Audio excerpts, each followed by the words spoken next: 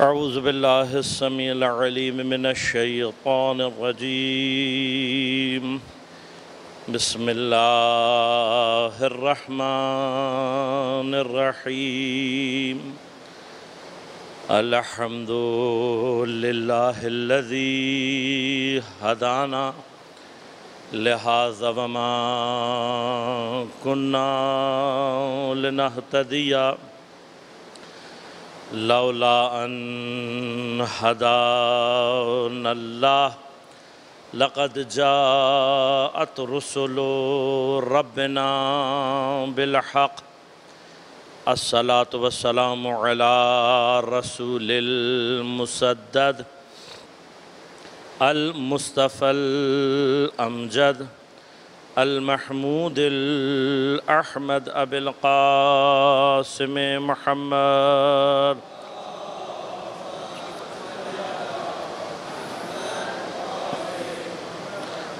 वस्सलातु वस्सलामु अला असदिल्लाहिल गालिब गालिब अला कुल्लि गालिब अली इब्न अबी तालिब।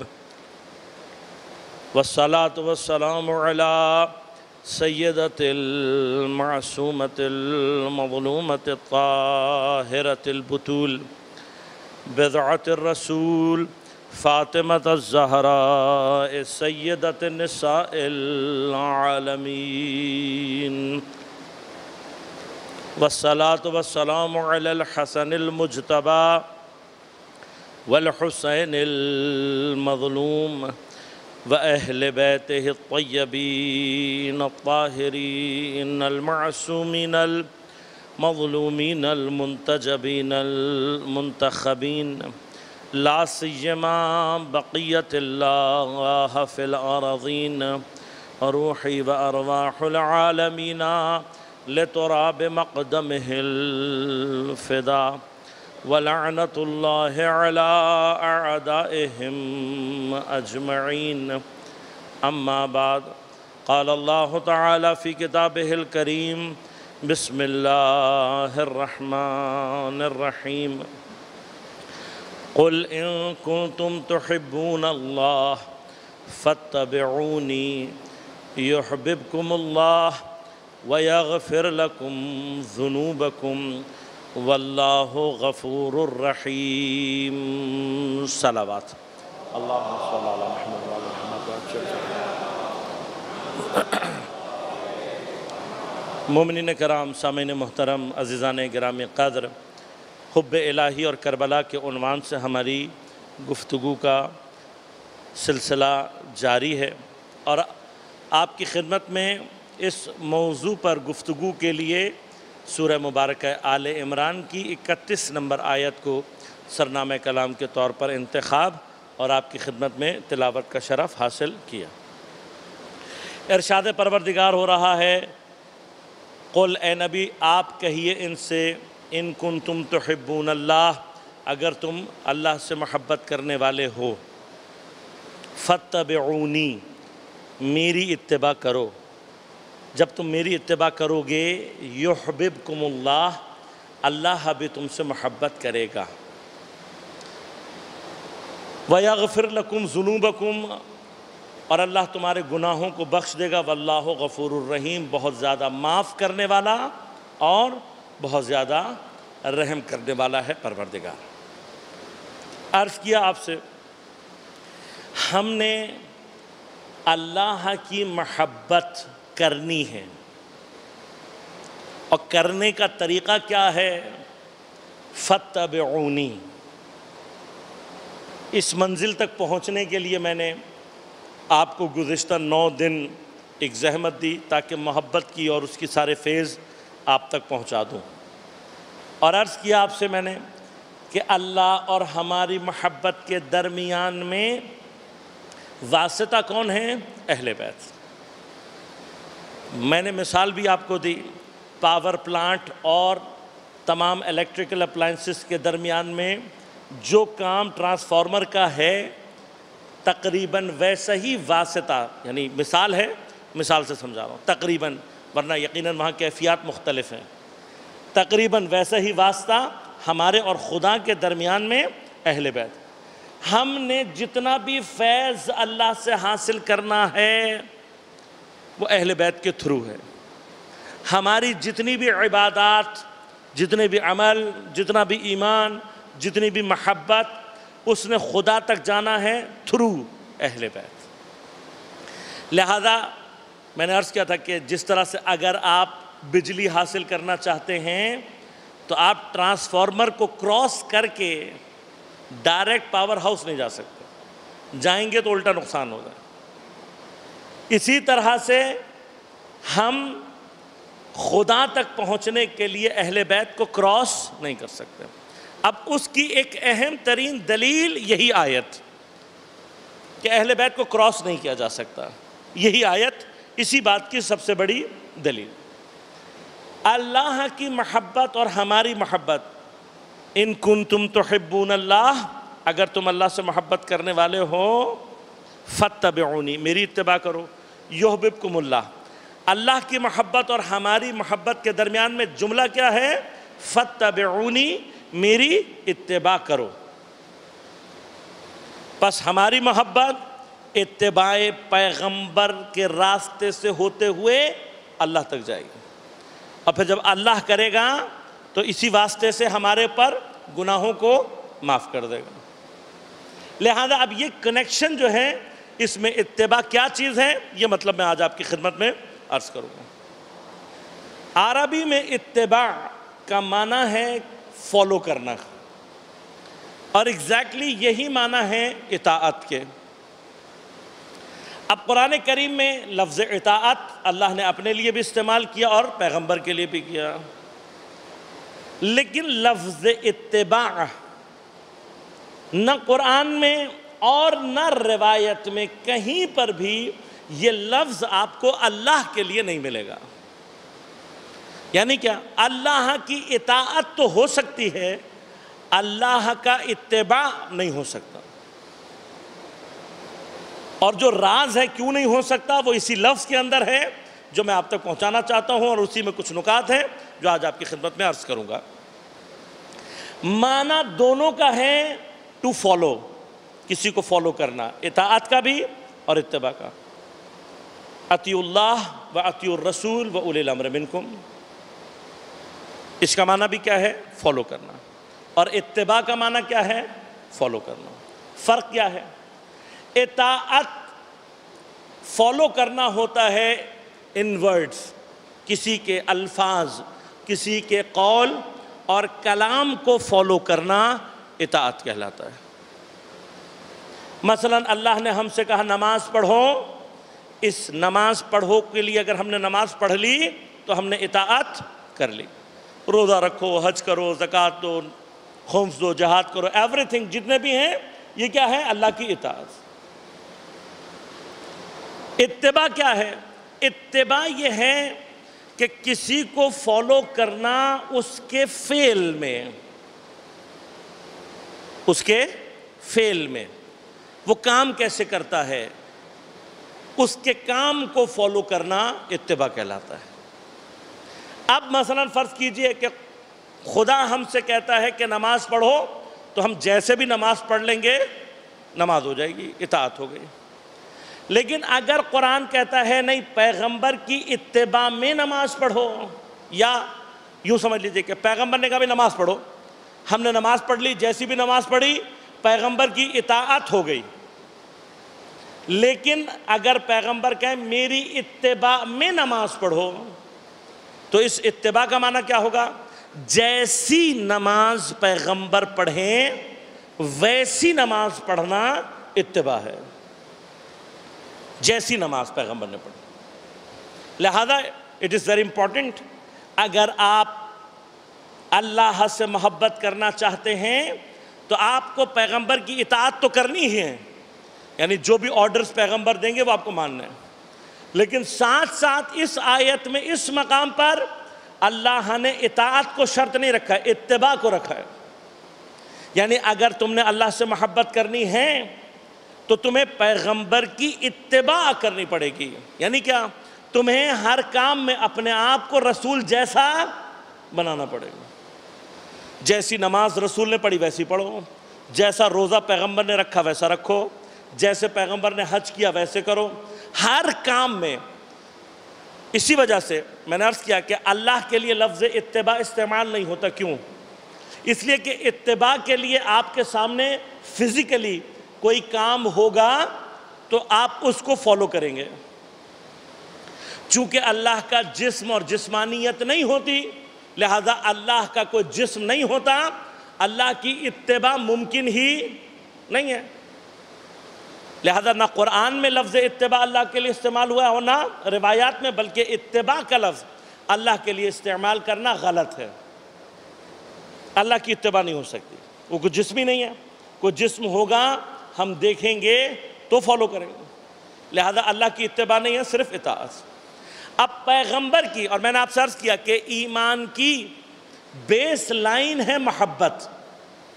अगर मोहब्बत होगी तो ईमान होगा। लिहाजा अल्लाह की इताअत के मरहले में भी जब तक मोहब्बत का मरहला क्लियर नहीं होगा, इंसान अल्लाह की इताअत के मरहले और ईमान में दाखिल नहीं हो सकता। लिहाजा इसी बेस लाइन में द वेरी फर्स्ट थिंग, पहला स्टेप खुदा की तरफ है, खुदा की मोहब्बत। और उस पहले स्टेप पे अल्लाह ने क्या कह दिया? अगर मुझसे मोहब्बत करना चाहते हो तो पैगंबर की इत्तिबा करो। इत्तिबा क्या है? जैसा काम पैगंबर ने किया वैसा करना। अब ये जो हमारे बाज़ शहादत सालिसा वाले दोस्त हैं, इनके से हम बहस नहीं करते, मैं कोई बहस नहीं करता। मैं कहता हूँ भाई बहस की गुंजाइश भी नहीं है। हमने नमाज वैसे पढ़नी है जैसी मौसूमीन ने पढ़ी है। आप कोई एक सही उस सनद रिवायत ले आएँ कि फ़लाँ मासूम ने फ़लाँ नमाज में तशहुद में बाकायदा इस तरीके से शहादत सालिसा पढ़ी, ले आएँ आप कोई एक जगह, हम भी पढ़ेंगे आपको। लेकिन 14 मासूमीन में से अगर किसी एक ने भी नहीं पढ़ी तो मैं इमाम से आगे नहीं जा सकता। मुझे अल्लाह ने इमाम के पीछे चलने का हुक्म दिया है, आगे जाने का नहीं दिया। लिहाजा आप साबित कर दो, हम पढ़ेंगे, नहीं साबित तो बहस की गुंजाइश ही नहीं है। बाकी जितनी भी आप दलीलें दे रहे हो उसे इमाम से और मासूम से होशियार होना कहते हैं कि ये दलीलें क्या मासूमीन को नहीं पता थी जो तुम्हें पता है। लिहाजा अज़ीज़ान मन, किसी एक रिवायत में भी सही सनद मौजूद नहीं है, लिहाजा बहस की गुंजाइश नहीं है। अब आ जाती है बात इत्तिबा में। इत्तिबा के लिए हमें हर वक्त फ़ेल पैगंबर चाहिए, न कौल पैगंबर। अब ये जो आयत है, ये आयत सिर्फ पैगंबर के ज़माने के लिए कितने तो नहीं है, बस जब तक क़यामत मौजूद नहीं आ जाती और इंसान मौजूद है, मुसलमान मौजूद हैं, उस वक्त तक ये आयत मौजूद है। अब सवाल ये पैदा होता है कि जो लोग पैगंबर के दौर में थे वो तो पैगंबर को देखकर पैगंबर जैसी नमाज पढ़ सकते हैं, पैगंबर जैसा जो काम अंजाम दे रहे हैं वो काम वो अंजाम दे सकते हैं, लेकिन मैं और आप कैसे फॉलो करेंगे?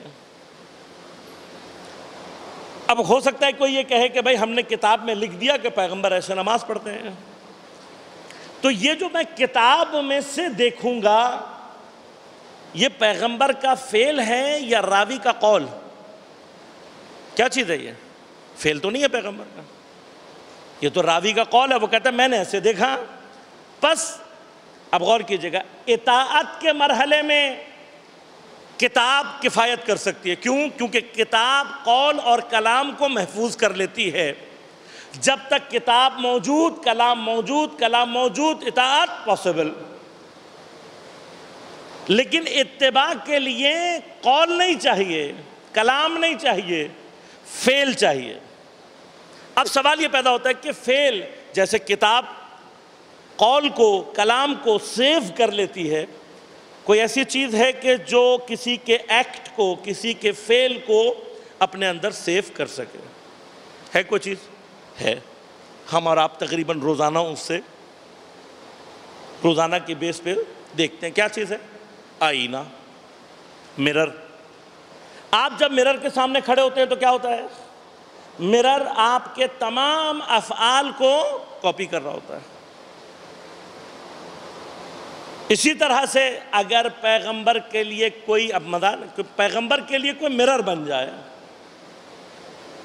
मिरर यानी जैसा फेल पैगंबर ने अंजाम दिया वैसा फेल हमें करके दिखा दे, तो अब ये जो मौजूदा मिरर हैं इनके अंदर एक तो प्रॉब्लम क्या है, जब तक फाइल मौजूद है, सब्जेक्ट मौजूद है, तब तक एक्ट करके दिखाता है, सब्जेक्ट चला जाए तो फेल भी खत्म।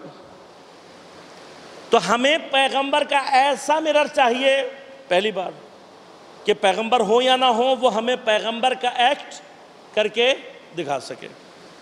हालांकि मैं टेक्नोलॉजिकल एडवांसमेंट के दौर की एक मिसाल आपको दूं, क्योंकि मैंने एक मसला हल करना है यहाँ पर। ये जो कैमराज हैं, अब जो बच्चे यकीनन थोड़ा सा साइंस से मुतवज्जे हैं वो जानते हैं, यूँ समझ लीजिए कि मिरर्स और लेंस की ही डेवलप्ड फॉर्म क्या है, कैमरा। पहले स्टिल पिक्चर्स लेता था, अब बाकायदा मूवी बना लेता है। अगर हम फौर से ये तसव्वुर कर लें, एक सुपोजिशन कर लें कि अगर पैगंबर के ज़माने में कोई कैमरा होता और वो पैगंबर के सारे एक्ट्स को अपने अंदर महफूज कर लेता तो हमारा काम कितना आसान हो जाता। अभी मुसलमान लड़ रहे, वुज़ू इधर से करना है या इधर से करना है, नमाज हाथ बांध के पढ़नी है, खोल के पढ़नी है, नहीं पता। तो कैमरे का काम क्या होता, कैमरा हमें बता देता कि भाई पैगंबर ने ऐसे नमाज पढ़ी, पैगंबर ने ऐसे वुज़ू किया, सारे काम हमारे सामने आ जाते।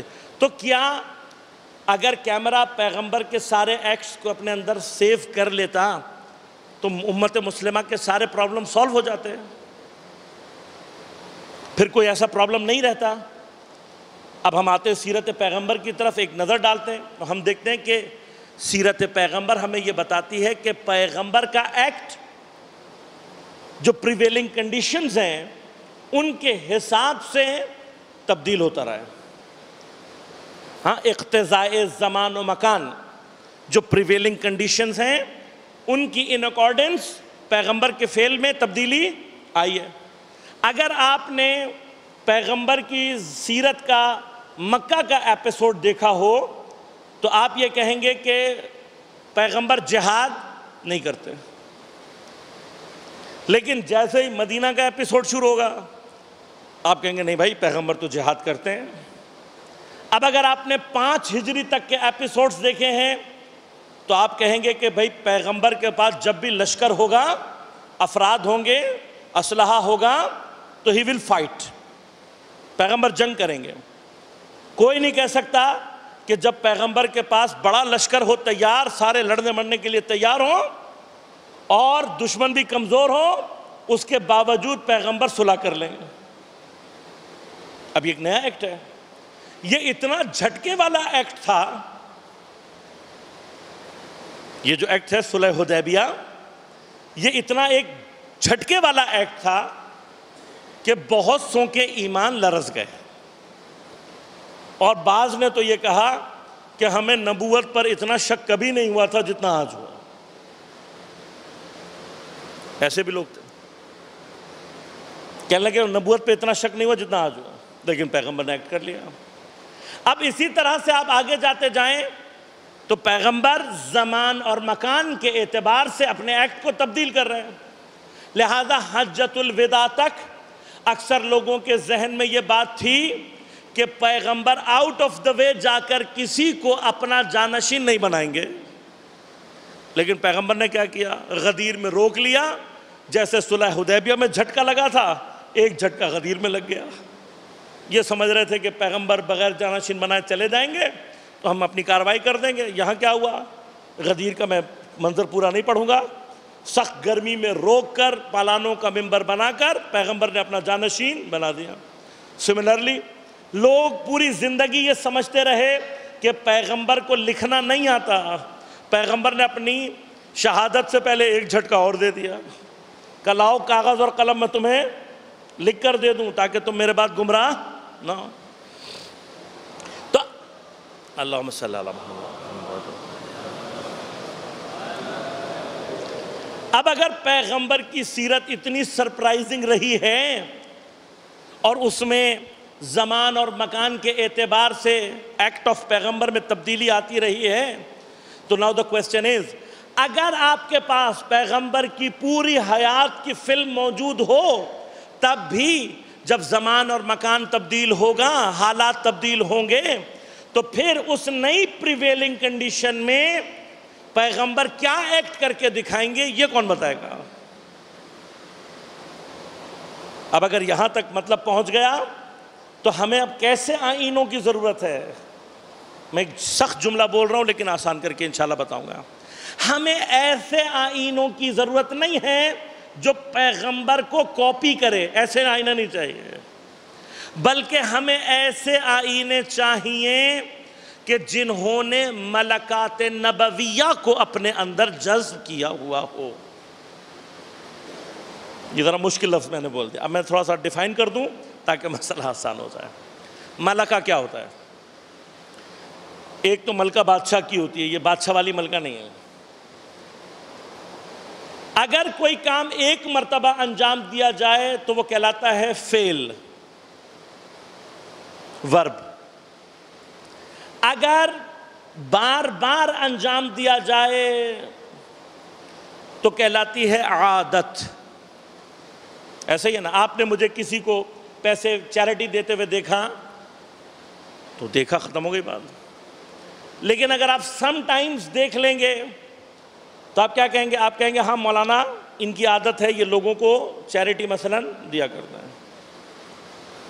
लेकिन अगर ये एक्ट मैं इतनी शिद्दत से अंजाम दूं कि ये मेरी पहचान की वजह बन जाए,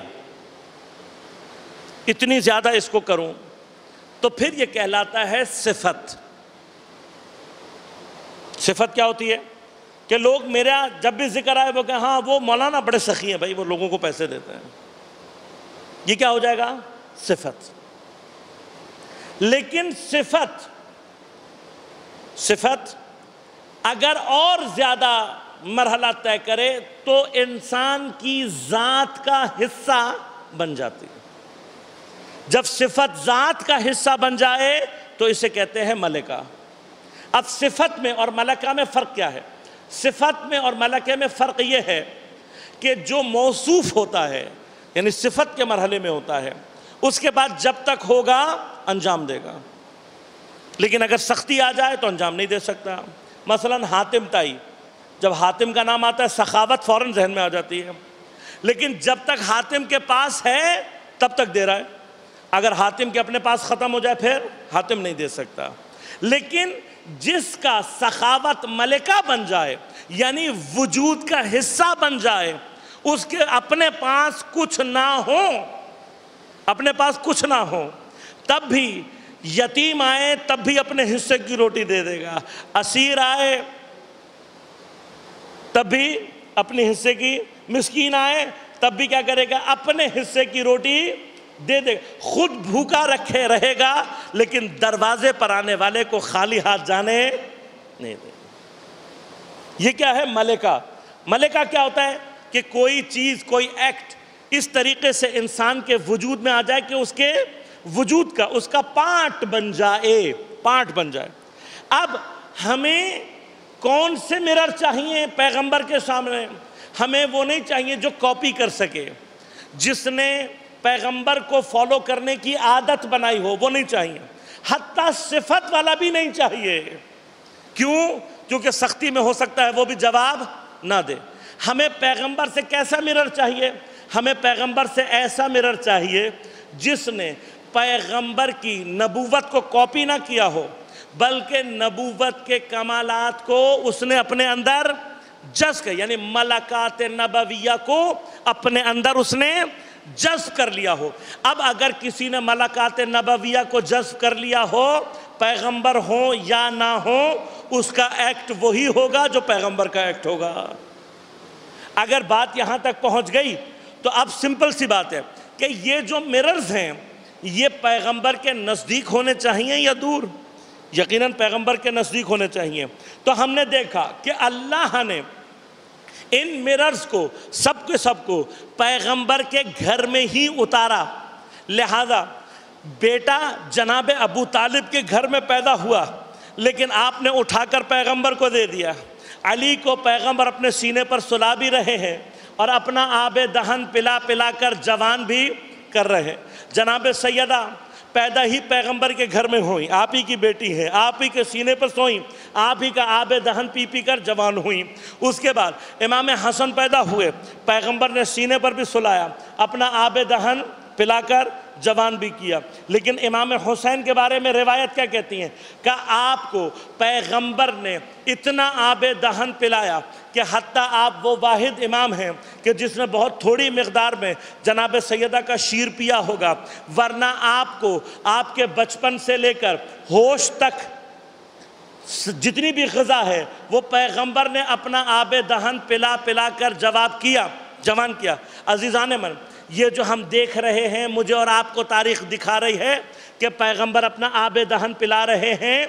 ये आबे दहन दिखाई दे रहा है, आबे दहन नहीं है, मलकात नबविया हैं जो पैगंबर उन आइनों को मुंतकिल कर रहे हैं जिन्होंने पैगंबर के बाद पैगंबर का एक्ट करके दिखाना है।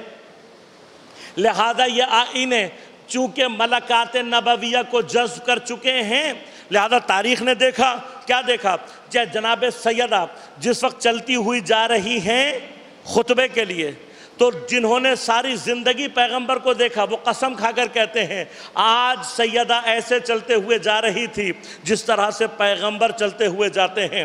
उम्मुल मोमिनीन आयशा फरमाती हैं कि जनाब सैयदा सबसे ज़्यादा पैगंबर से मुशाबे थी। आपका चलना, आपका उठना, आपका बैठना सब पैगंबर से मुशाबे था। मौलाए कायनात लोग अली के पीछे नमाज़ पढ़कर ये कहते हुए निकले आज हमने वैसी ही नमाज़ पढ़ी जैसे पैगंबर के पीछे पढ़ते थे। अली ने जो मलाकात जज्ब किए हैं हालत बेदारी में तो आप पैगंबर को फॉलो कर ही रहे हैं, हत्ता उस मकाम पर भी अली ने रसूल जैसा अमल करके दिखा दिया जो बज़ाहिर इख्तियार में नहीं होता।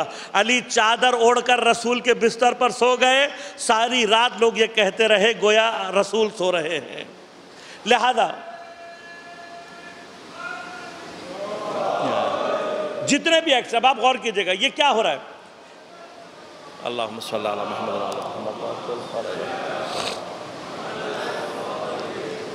ये क्या हो रहा है बुनियादी तौर पर, क्यों इमाम हुसैन को सबसे ज़्यादा हज़रत ने आबे दहन पिलाया? क्यों? इसलिए कि आगे इमाम हुसैन से 9 और आईने तैयार होने हैं। इतना मलकात नबविया को आपने ट्रांसफ़र किया। लिहाजा अगर आज कोई हमसे ये कहे कि पैगंबर की इत्तिबा कैसे की जाए, तो कोई एक आईना ऐसा ज़रूर होना चाहिए कि जिसका एक्ट पैगंबर के एक्ट जैसा हो। और वो आईना आज के दौर में इमाम ज़माना अलैहिस्सलातु वस्सलाम की सूरत में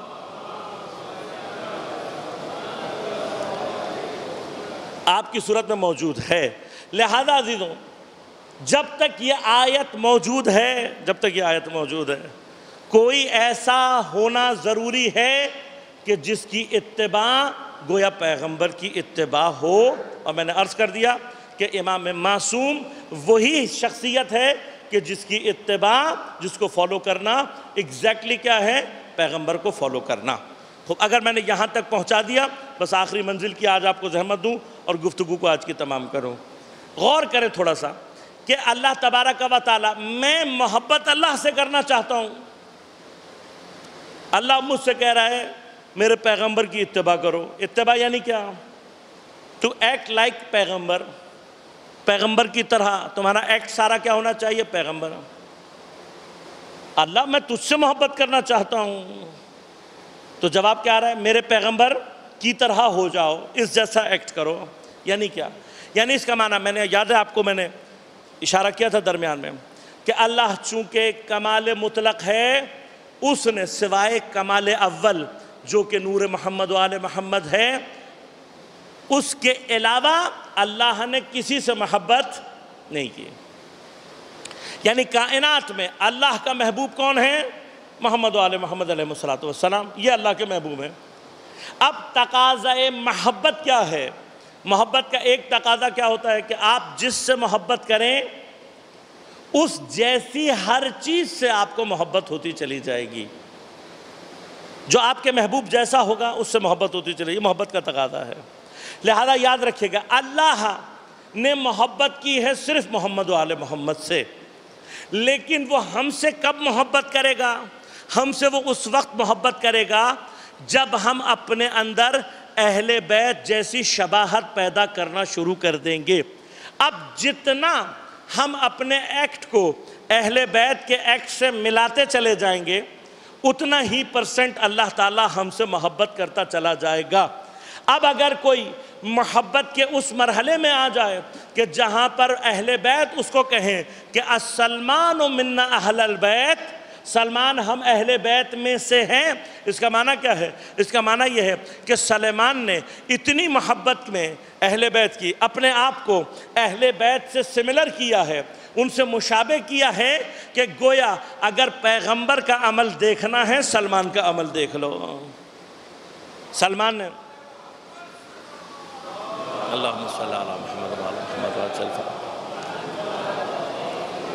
अगर एक्ट देखना है पैगंबर का तो किसे देख लो? सलमान को।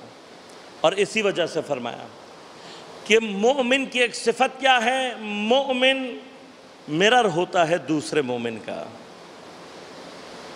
मोमिन दूसरे मोमिन का आईना होता है।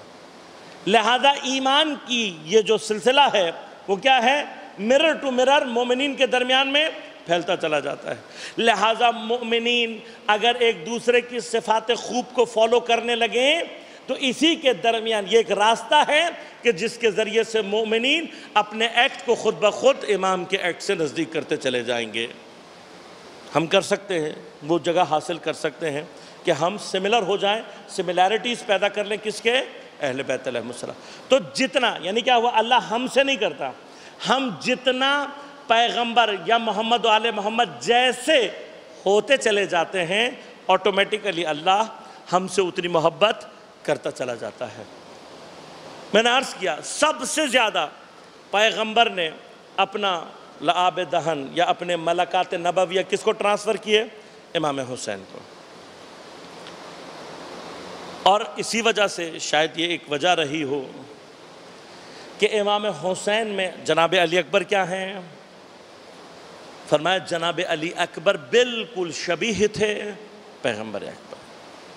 और मैंने अर्ज़ किया कि जो पैगंबर की सूरत पर तलवार चलाने वाला हो उसे मुसलमान कहलाने का हक़ हासिल नहीं, लेकिन खुदा की मोहब्बत में हुसैन कहाँ तक कुर्बानी देंगे, उसमें से एक अहम मकाम यह है कि हत्ता अपने शिशमाहे को हुसैन खुदा की राह में कुर्बान करने के लिए आमादा। लेकिन हुसैन का ये शिशमाहा शब आशूर है, गिरिया और इबादत की शब है। बस आज की शब हुसैन हमारा मेहमान है, कल से तो असीरों की शब शुरू हो जाएगी, कल से लेकर अय्याम अज़ा के आखिर तक तो ज़ैनब है और मसाइब हैं। आखिरी शब का मेहमान है मौला। अली असगर को क्यों लेकर आया? जिस तरह से अली अकबर लोगों के इस्लाम के मुकाबले पर दलील है, अली असगर की शहादत ने साबित कर दिया कि ये लोग हत्ता इंसान कहलाने के काबिल नहीं। उलमा और उलमा ये बात फरमाते हैं, कहते हैं कि इमाम हुसैन अलैहिस्सलातु वस्सलाम ने अपने असहाब को जंग में मुक़द्दम रखा। हालांकि क़ुरबानी में इमाम को अपने बेटों को, अपने भाइयों को पहले भेजना चाहिए था, लेकिन हम देखते नहीं, इमाम ने पहले अपने असहाब को भेजा, अंसार को भेजा, अपने बच्चों को, अपने भाइयों को रोक के रखा। एक वजह इसकी क्या थी? फरमाया कि एक वजह जो मुमकिन है वो ये हो सकती है कि करबला में जान देने तलवारों और तीरों के सामने जाकर जिहाद करने के अलावा प्यास को बर्दाश्त करना खुद एक इम्तिहान था। 3 दिन की प्यास है और आशूर के दिन ये प्यास अपने उरूज पर है। लिहाजा इमाम ने अपने साथियों को मुकद्दम इसलिए रखा कि मेरे साथी पहले शहीद होकर, जल्दी शहीद होकर जामे कौसर से अपने आप को सैराब कर लें, इनका प्यास का इम्तिहान जल्द ख़त्म हो जाए। लिहाजा आपने अपने बच्चों और भाइयों को बाद में रखा कि मेरे बच्चे और भाई ज़्यादा प्यासे रहें, मेरे असहाब इतने प्यासे ना रहें। तो अजीज़ों, जब मैंने ये आरिफ का जुमला पढ़ा तो मेरे जहन में खुद एक सवाल पैदा हुआ और मैंने सोचा, मैंने कहा मौला, इसका माना जो सबसे आखिर में मैदान जंग जाएगा, आपकी नज़र में प्यास का इम्तिहान देने की क़ुव्वत सबसे ज़्यादा उसके अंदर होगी, और अगर ये मेयार कायम कर लूँ तो मुझे समझ में नहीं आता कि हुसैन का 6 महीने का सिपाही कितनी ताकत रखता है कि सब चले गए लेकिन हुसैन का 6 महीने का सिपाही अभी बाकी। सब चले गए। अली अकबर के जाने से हुसैन की दुनिया में अंधेरा हो गया। अली अकबर के जाने से अंधेरा, अब्बास के जाने से हुसैन की कमर टूट गई। इतना शिकस्ता हो गए हुसैन, इतना शिकस्ता हो गए कि मैदान में खड़े होकर आवाज लगा रहे हैं, हल मिन मुगीसिन युगीसुना, है कोई हमारी मदद करने वाला। ये इस्तिगासा बुलंद होना था। कहते हैं 2 जगह से जवाब आए हैं। एक जवाब गंजे शहीदा से आया कि जहां पर कुछ लाशें तड़प रहे थे और तड़प कर ये कह रहे थे, मौला अगर खुदा हमें ज़िंदगी दे, आप पर दूसरी ज़िंदगी कुर्बान करने के लिए हाजिर है, लेकिन मौला मौत ने हमें मजबूर कर दिया। दूसरी आवाज़ खैमों से आई जब बीबियों ने गिरिया करना शुरू किया। हुसैन खैमे के नज़दीक आए, जनाब ज़ैनब को आवाज़ देकर पूछा, कहा बहन ज़ैनब, क्या कोई बच्चा प्यास की शिद्दत से मर गया है? बीबियां रो क्यों रही हैं? जनाब ज़ैनब ने आके कहा, भैया जब से तुमने इस्तिगासा की सदा को बुलंद किया है, तुम्हारा 6 महीने का बच्चा झूले में करार नहीं पा रहा। अरे ना माँ की गोद में आराम पाता है, न फूफी की गोद में चैन पाता है, और अब तो सकीना से भी बहल नहीं रहा। बेचैन है तुम्हारा बच्चा, भैया इसे पानी पिलाने की कोई तदबीर करो। हुसैन ने कहा, लाओ बच्चा मेरे हवाले करो। जनाब रबाब ने एक सफ़ेद कपड़े में लपेट कर अली असगर को हुसैन के हवाले कर दिया। हुसैन अपना 6 महीने का बच्चा लेकर एक मर्तबा चले हैं। बस अज़ादारो, रावी कहते हैं धूप की गर्मी से जनाब अली असगर के रुखसार सुर्ख होना शुरू हो गए। धूप की गर्मी से मेरे 6 महीने के मौला के रुखसारों ने सुर्ख होना शुरू कर दिया। तो हुसैन ने अपनी आबा के दामन को अली असगर के ऊपर डाल लिया कि अरे मेरे बच्चे को धूप अजियत ना पहुंचाए। लेकिन अभी कुछ कदम चले थे, किसी ने आवाज़ लगा कर कहा कि शायद हुसैन कुरान लेकर आ रहे हैं ताकि कुरान के ज़रिए से हमसे पानी मांग सकें। भाई ये सुनना था। हुसैन ने अपनी आबा के दामन को हटाया। लोगों ने देखा हुसैन के हाथों पर एक 6 महीने का बच्चा है। हुसैन ने बच्चे को आगे करके एक मर्तबा आवाज़ लगा कर कहा, अरे तुम्हें मुझ पर अगर रहम नहीं आता, इस बच्चे के ऊपर रहम खा लो, ये बच्चा प्यास की शिद्दत से मरने वाला है।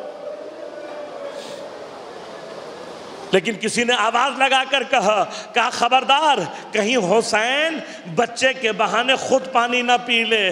भैया आवाज़ का सुनना था अजीज़ों। हुसैन अपने 6 महीने के बच्चे को अभी धूप की गर्मी से बचा रहे थे, लेकिन जब ये जुमला सुना हुसैन ने आगे बढ़कर अपना 6 महीने का अली असगर जलती हुई रेत के ऊपर रख दिया और चंद कदम पीछे हट गए और कहा देखो ये प्यास की शिद्दत से मरने वाला है, इसकी माँ का दूध भी खुश्क हो गया है। भाई ये कहना था। जनाब अली असगर ने अपना नन्हा सा मुंह खोला, सूखी हुई जबान को अपने सूखे हुए होंठों पर फेरना शुरू किया। भैया मंजर देखना था। लश्कर के बड़े फौजी मुंह मोड़ कर रोने लगे। ये हाल देखा शिमर ने एक मर्तबा आगे बढ़कर आवाज लगाई, कहा हुरमला इक़्ता कलाम अल हुसैन। बस अज़ादारो यहाँ हुरमला ने अपने चिल्ले में तीर को जोड़ा, वहाँ हुसैन ने आगे बढ़कर अपने 6 महीने के अली असगर को आगोश में ले लिया। रावी कहते हैं हुसैन अपने बच्चे को बोसा देना चाहते थे, अभी अपने चेहरे के नज़दीक लाए थे, बखुदा जाने हुसैन की गोद में क्या क़यामत गुजर गई। मेरे ज़माने का इमाम ज़ियारत नाहिया में सलाम करके कहता है, अरे मेरा सलाम हो उस दूध पीते बच्चे पर जो अपने बाप की गोद में ज़िबाह कर दिया गया। एक कान से दूसरे कान तक अली असगर का गला छिद गया, तीर हुसैन के बाजू में पैवस्त हो गया। खुदा जाने हुसैन ने वो तीर अपने बाजू से कैसे निकाला। अब जो अली असगर की तरफ निगाह की, एक मर्तबा अली असगर के खून को चुल्लू में लिया, लेकर आसमान की तरफ फेंका। इमाम बाकर कहते हैं इस खून का एक कतरा भी जमीन पर ना आया। अज़ादारो बस अब हुसैन खैमे की तरफ जाना चाहते हैं, लेकिन करबला में शायद हुसैन पर इतना सख्त मकाम कोई और न था। गोद में शिशमाहे का जनाजा है, दरवाजे पर माँ और बहन मुंतज़िर है। रावी कहते हैं 7 मरतबा हुसैन आगे बढ़े, 7 मरतबा पीछे। ज़बान पर एक जुमला है, इन्ना लिल्लाह व इन्ना इलैहि राजिऊन, रिज़न बिक़ज़ाइही व तस्लीमन लिअम्रिही। बस अज़ादारो हुसैन खैमे की समत जा रहे हैं। खुदा रबाब की खैर करे।